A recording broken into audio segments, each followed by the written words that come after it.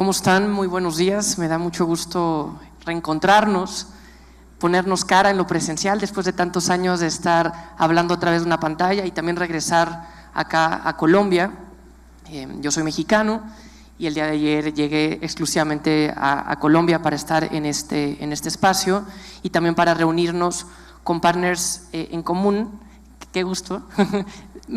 Hubiera subido antes, ¿no? Porque veo caras y eso pues me da mucha emoción, pero bueno, eso va construyendo. Entonces, les quiero platicar y poner en práctica lo que hemos venido hablando esta mañana sobre cómo se transversalizan, cómo se materializan los ODS en el sector privado, pero pues el sector privado quiere hablar de, ya lo decían anteriormente, indicadores, inversión, y si lo hablamos de cadenas de valor, si lo hablamos de pymes, querrán saber cómo hacerlo.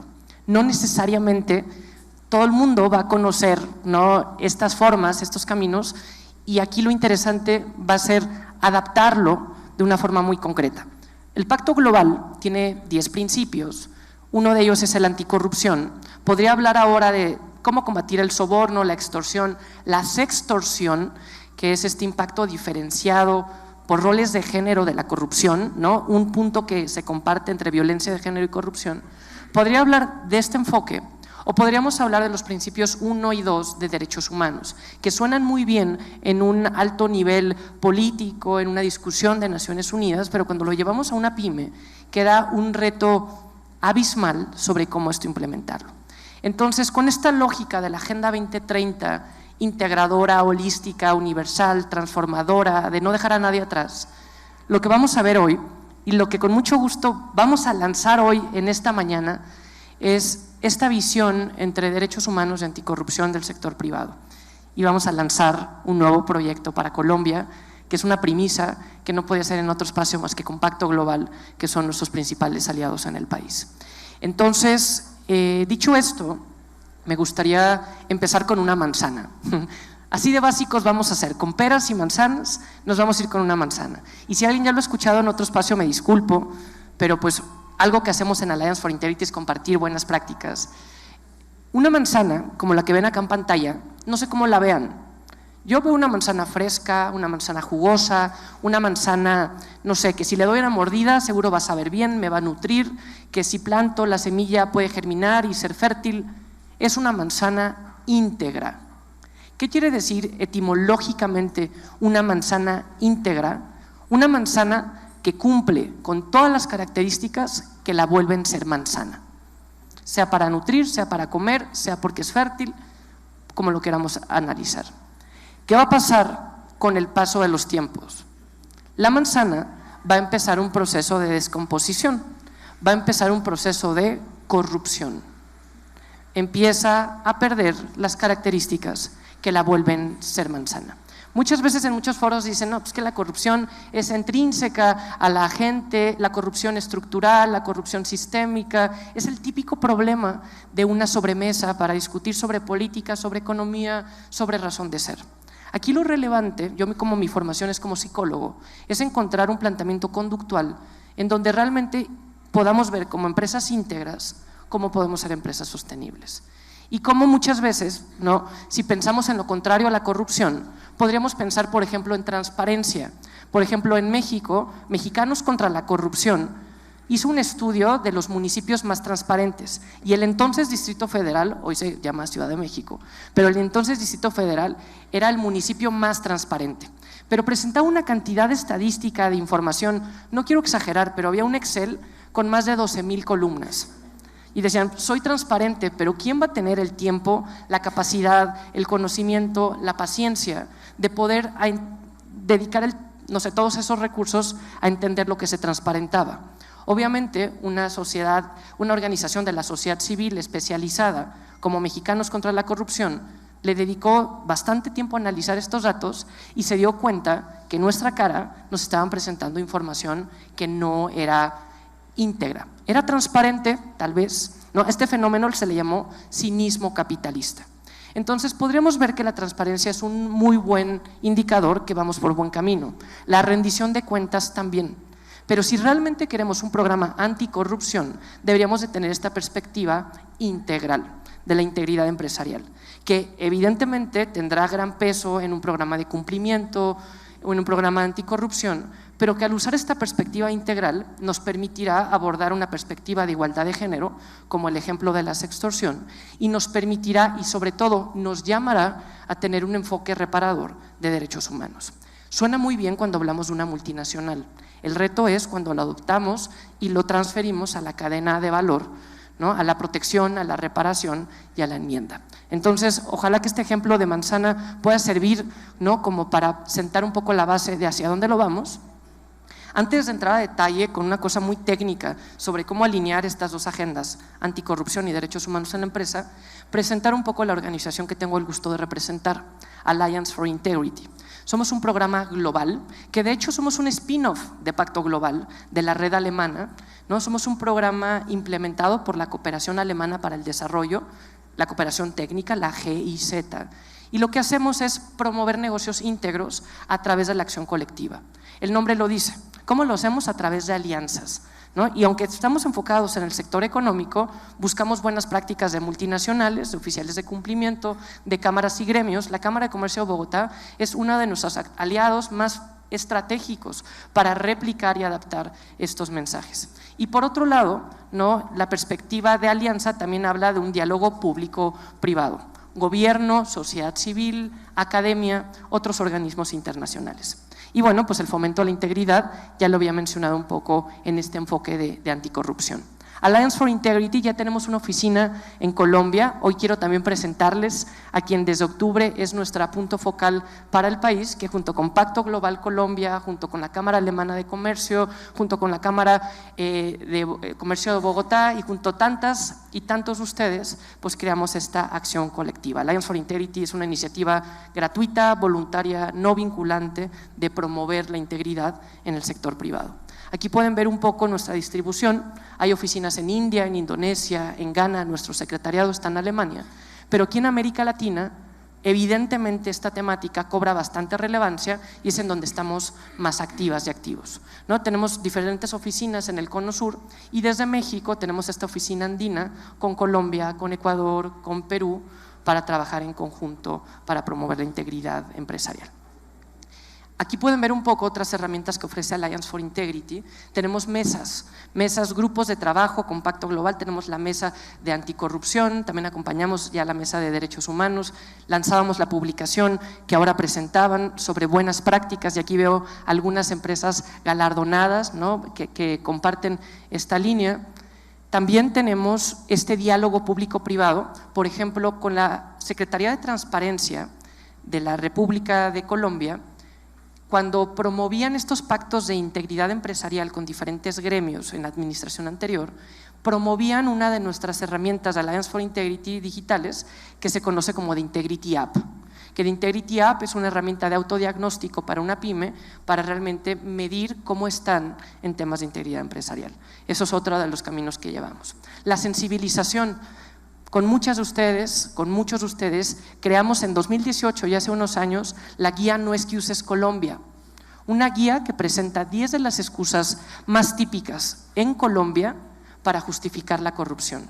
Yo ahí aprendí mucho de la cultura colombiana, que el vivo vive del bobo, ¿no? Que colabóreme que le colaboro, que dar papaya. Venían estos ejemplos y estas traducciones que las presentábamos, las excusas típicas para justificar la corrupción en las empresas en Colombia, pero lo relevante era buenas prácticas para contrarrestarla. Si todo el mundo lo hace, no quiere decir que sea lo correcto. Si no sabía que era corrupción, es mi responsabilidad darme cuenta. Si no lo hice por mí, si lo hice por la empresa, eso hemos trabajado en conjunto Pacto Global, Telefónica, ustedes, nosotros, para desarrollar este tipo de herramientas de sensibilización. Tenemos un programa de capacitación de empresas para empresas. Vamos a tener la próxima edición en el 5 y 6 de diciembre, también en la Cámara de Comercio de Bogotá, que son nuestros aliados, pues no sé, clave para llegar a nivel subnacional. Y hemos empezado a transversalizar la integridad, ¿no? Ahora que escuchaba a Luisa Fernanda hacer la pregunta, recordaba cómo hace 2 años empezábamos, después de escuchar a emprendedoras sobre de qué forma había un impacto diferenciado de la corrupción por roles de género, empezábamos a desarrollar productos específicos, ¿no? El caso de la sextorsión, el caso de la feminización de la corrupción. Entonces, hemos transversalizado esta perspectiva y hoy lo estamos haciendo también con derechos humanos y es lo que les quiero presentar esta mañana. También se hablan de herramientas digitales, pero los medios digitales no son un fin, son un medio, como puede ser de Integrity App. Evidentemente, y aquí vamos a recoger lo que decían anteriormente en torno al PNUD sobre cómo identificar esta rueda, que yo lo veo mucho como un movimiento, como estos cubos que va uno haciendo la configuración y tiene que estar realmente, si vamos a combatir la corrupción lo debemos hacer con perspectiva de género, solo así vamos a reducir desigualdades y evidentemente de alguna forma terminará contribuyendo al combate contra la pobreza. ¿No? Lo veíamos también en el tema de salud, esta conexión causal entre diferentes ODS, algunos como medios, como la educación, otros como fin, como la paz. Entonces, dicho esto, en esta lógica nos podemos enfocar en el ODS 16, que si bien hablamos de justicia, transparencia, organizaciones sólidas, podemos hablar del combate a la corrupción, pero también de la protección de los derechos humanos. Entonces, vamos a entrar ya en materia técnica para ver de qué forma se pueden alinear estas dos temáticas, estos tres principios de pacto global. Y aquí, en esta slide, podemos ver un poco la convergencia, la correlacionalidad prácticamente estadística que existe entre derechos humanos y anticorrupción. Mauricio hablaba sobre ser optimistas, no enfocarnos en el pasado, sino más en el presente y en el futuro. En esa misma línea podemos ver que el pasado, hablando de derechos humanos y anticorrupción, es muy parecido, comparten causas. Sin embargo, la eficiencia de la prosperidad depende una de otra. No podemos hablar de una empresa, de una sociedad, de un país, de un planeta, si lo vemos con Agenda 2030, que protege los derechos humanos en un contexto corrupto. Como tampoco podemos hablar de una integridad en un contexto en donde se vulneran los derechos humanos, ¿no? Hay realmente una causalidad. Y uno de los planteamientos aquí interesantes es la causa y el efecto. Difícilmente una empresa se va a caricaturizar como el típico villano y decir, yo quiero violentar los derechos humanos de mi cadena de valor. Difícilmente, ¿no? Podría pasar, no quiero asumir, pero ¿qué es lo que va a pasar? Cuando terminan impactando y vulnerando, violando derechos humanos, muchas veces es porque hay un conflicto de interés detrás. Ese conflicto de interés lo podríamos definir, lo podríamos traducir como corrupción. ¿Qué dice Transparencia Internacional con la definición de corrupción? Abuso de un poder encomendado para un beneficio individual. Entonces, muchas veces lo que empieza como un acto de corrupción es lo que termina en la cadena de valor vulnerando los derechos humanos. Podemos encontrar esta causalidad que la corrupción, cuando una empresa acepta dar una coima, acepta dar papaya, acepta un conflicto de interés, empieza un camino en donde es probable que en la consecuencia, en los terceros, se puedan proteger, se puedan vulnerar esos derechos humanos. Y bueno, finalmente, no podríamos entender un programa eficiente de reparación del daño de derechos humanos en cadena de valor si existe un contexto de corrupción. Por eso es que están íntimamente relacionados. Por suerte existe ya un camino avanzado en el sector privado en temas de cumplimiento. ¿Cuántas veces no? Y no sé aquí si podrían levantar la mano, ¿quiénes de ustedes tienen a su cargo el rol de oficial de cumplimiento? De tener un programa de integridad, de tener un programa de anticorrupción, de tener una gestión de riesgos, ¿no? No sé si aquí haya algún oficial de cumplimiento de alguna empresa. Y no sé si aquí haya una empresa que trabaje temas de un puesto, mejor dicho, una posición que esté enfocada a proteger los derechos humanos. Como que existe la persona responsable de sostenibilidad, de responsabilidad social, de empoderamiento, de igualdad. Existe la figura de oficial de cumplimiento, pero difícilmente existe la figura de oficial de protección, de reparación del daño de derechos humanos. Todavía es más abstracto. Muchas veces estas responsabilidades terminan cayendo en la o el oficial de cumplimiento, ¿no? Porque son procesos similares y pues eso representa una oportunidad de colaboración, de capacitación y de expandir esto, ¿no? Por eso aquí hablamos de la acción colectiva. Ahora vamos a ver la responsabilidad fuera de la empresa. Entonces, Existen, evidentemente, unos principios rectores que seguramente ya conocerán, que Naciones Unidas encabeza, es en esta plataforma con 193 estados, en donde recientemente se cumplieron 10 años de estos principios y se habla de qué se tiene que hacer con los derechos humanos, ¿no? Se tienen que reparar, se tienen que respetar, se tienen que remediar, ¿no? Entonces, y aquí se hablaba evidentemente de los gobiernos, de los estados, de la sociedad civil, pero también se habla del sector privado. Y ahí, en el capítulo 2 de estos pilares, habla específicamente sobre cómo el sector privado tiene que reconocer el rol que tiene en la protección, reparación, en la enmienda de los derechos humanos. Y podrían decir, no, bueno, pues yo tengo todas mis características bajo la ley, bajo la norma laboral, no tengo niñas ni niños trabajando, no hay explotación. Eso pasa al interior de mi organización. Pero ¿qué pasa con mis terceros, con mis grupos de interés, con mis proveedores, con mis subsidiarias, con mis franquiciatarios? Ahí existe este grado de responsabilidad y de impacto, ¿no? Aquí, por ejemplo, una empresa que es muy cercana a Pacto Global en México, que es Grupo Restaurantero Gigante, hace un ejemplo que hoy lo voy a citar. Les pido por favor, y estoy en el país del café, que por eso una de las tantas razones por las que amo venir a Colombia, ¿podría levantar la mano quién tomó hoy café? ¿Quién lo toma? ¿Quién lo toma negro? ¿Quién toma el tinto negro? ¿Quién lo toma, no sé, con leche, con endulzante? ¿Quién lo toma protegiendo los derechos humanos? Y aquí uno podría decir, ¿cómo voy a saber yo, no? Si este café lo estoy comprando de tal, pero aquí sería ir viendo, decir, bueno, es esta empresa, forma parte de Pacto Global, está en esta iniciativa, ¿no? Trabaja con el PNUD en esto. Pero en esa empresa hay proveedores, hay distribuidores, ¿y cómo sé que no hay un niño, una niña que está dejando de estudiar por estar cosechando ese café? Y aquí no voy a una parte causalística, romántica, moralista, simplemente es darnos cuenta cómo nosotras y nosotros como consumidores de ese café estamos haciendo un voto y sumando aquí con estos grupos de interés.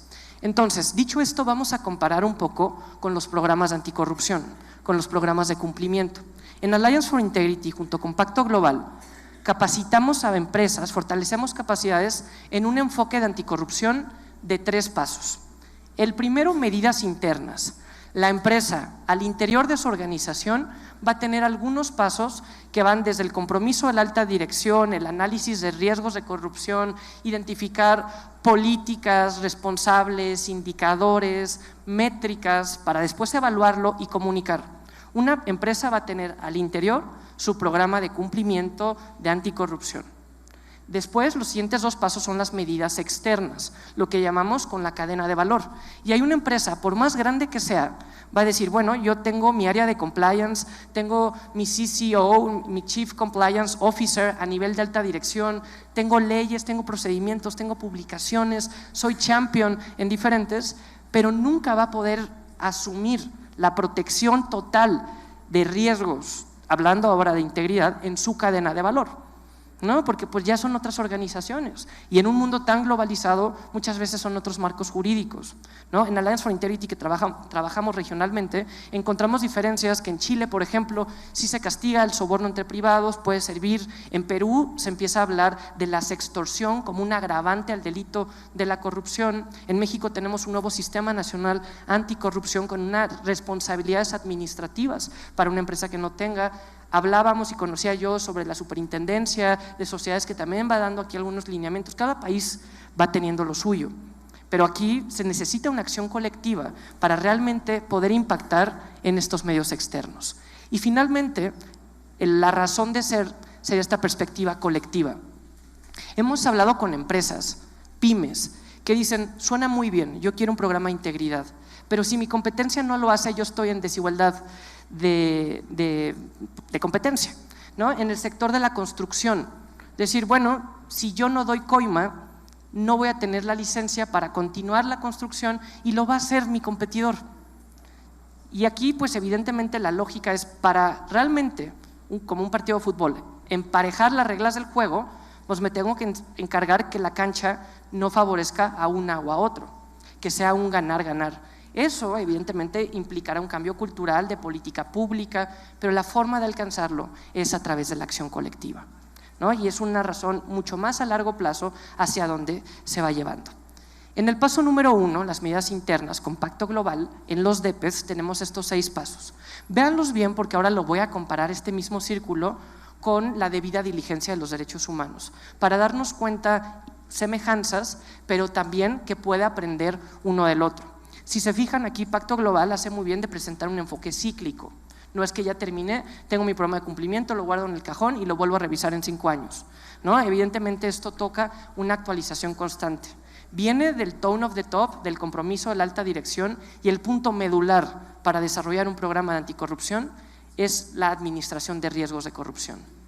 Identificarlos, mitigarlos, decir, bueno, si manejo efectivo voy a tener una política de 4 ojos, en mi tema de recursos humanos voy a tener una política de conflicto de interés, ¿qué pasa si soy una empresa familiar? ¿No? Entonces, empezar a adaptarlo según el grado y la naturaleza de la organización. Y sobre mi análisis de riesgos de corrupción, pues voy a implementar objetivos, KPIs, responsables, presupuesto, ¿no? Toda una estructura, ¿no? Ya después de haberlo definido, implemento, mido y es un modo cíclico. Esto al interior, les pasaba la slide anterior, que también hay medidas externas y medidas colectivas. Esto en anticorrupción. Hablemos ahora de derechos humanos y de debida diligencia. Si se fijan, el proceso de debida diligencia y protección de derechos humanos es parecido, al menos tiene ahora el mismo diagrama circular, misma lógica, que es un proceso constante y de mejora continua. Si se fijan, también empieza con un compromiso. Aquí hablamos de un compromiso político. Anteriormente hablábamos del compromiso de la alta dirección. Aquí esto ya nos empieza a decir algo. El compromiso de anticorrupción es alta dirección porque es de la empresa.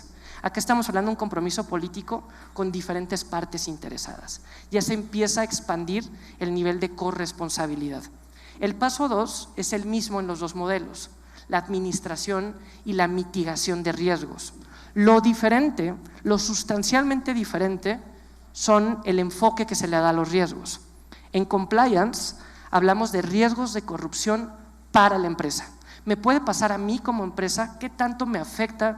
¿Qué tan probable es? ¿Cómo lo voy a mitigar? Riesgos de corrupción de la empresa. La gran diferencia en derechos humanos es que estamos hablando de los riesgos de la persona. Y aquí al hablar de la persona es cambiar un enfoque inductivo en lugar de deductivo, de general a particular, de particular a general.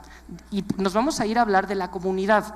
El ejemplo que les ponía del café es un ejemplo de Gustavo Pérez, de Grupo Restaurantero Gigante, de Tox de México. Este ejemplo podríamos decir, bueno, la niña o el niño que termina sacrificando su educación para tener el café que yo me estoy sirviendo esta mañana, ¿cómo puedo yo reparar el daño que lo está haciendo por mí? Sí, genero riqueza, genero oportunidad y no podemos tampoco con la sabiduría actual y el contexto actual pensar y juzgar una problemática rural, social, en donde quizá el desarrollo profesional es lo que es mejor más que una educación tradicional. Quizá no, habría que ver muchas más variables en donde la sociedad civil abriría la discusión, ¿no? Y aquí vemos qué importante es esta participación con sociedad civil.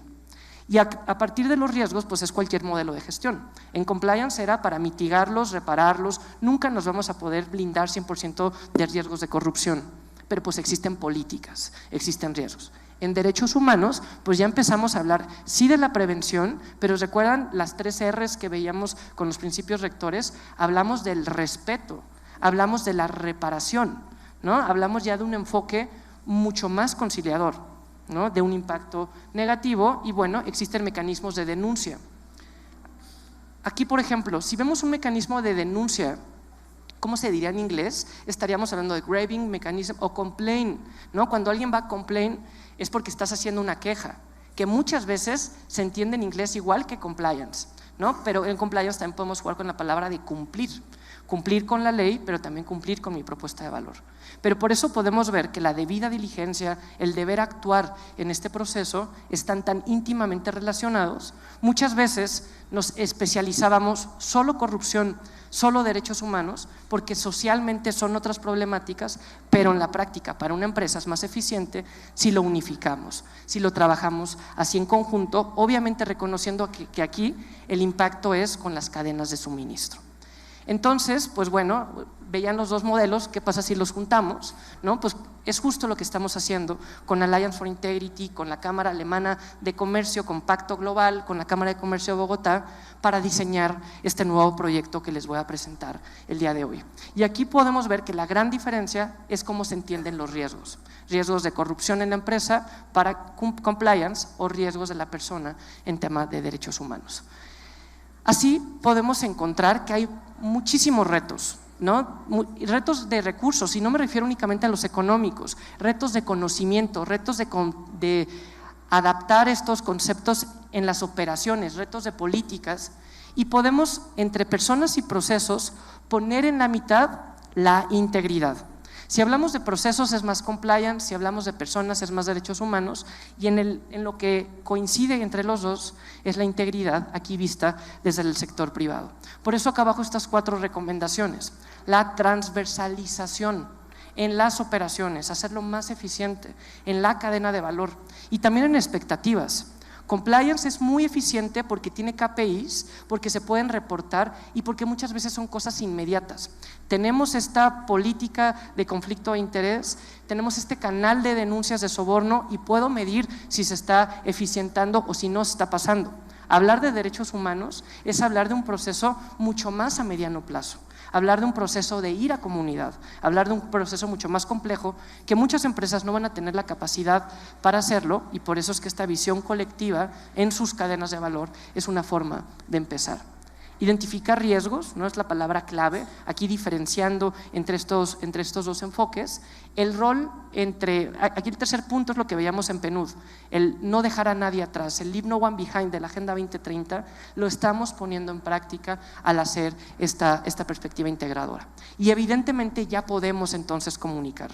Lo que hablábamos del cinismo capitalista, del enfoque de transparencia, ya se puede transparentar, pero no solo lo que salió bien, sino también lo que no salió bien. No solo las buenas prácticas, sino también las lecciones aprendidas. Tener esta visibilidad mucho más real al concreto. Algo así es como va quedando. No voy a entrar ahora a detalle porque sería bastante retador, pero justo vamos creando un nuevo tipo de capacitación para oficiales de cumplimiento que quieran tener la perspectiva de protección y reparación en temas de derechos humanos. Y eso me da pie a ver estas conclusiones y terminar mi presentación lanzando un nuevo proyecto que a partir de octubre está activo acá en Colombia. ¿Qué podemos aprender de este camino? ¿No? ¿Cuáles son estos 5 puntos que pueden englobar estos minutos de reflexión que he venido compartiendo? Primero, nuevamente, los riesgos, ¿no? Es necesario que las empresas fortalezcan capacidad en su evaluación, en su protección, en su reparación de riesgos, ¿no? Entonces aquí hay un reto de capacitación. El apoyo a alto nivel, ¿no? Lo podemos ver, el respeto de los derechos humanos en todo el proceso, en la cadena de valor. Hablaban también, cuando escuchábamos a las empresas, traducir del papel a la práctica. Como que derechos humanos es una política que uno podría firmar al adherirse al Pacto Global, pero decir, bueno, ¿cómo traduzco esto a la práctica? Y como me queda un minuto, ¿no? Voy a hablar finalmente, para dejar esto en un cliffhanger de en dónde nos vamos a quedar, presentar este proyecto que vamos a lanzar entre Alemania, Colombia y México, y quiero poner aquí a su disposición y dar esta primicia.